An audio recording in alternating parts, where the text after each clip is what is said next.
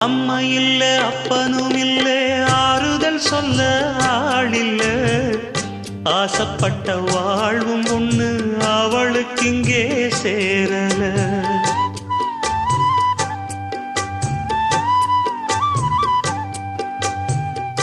ஆளான நாளிலிருந்து ஆசையும் வச்சா மாறல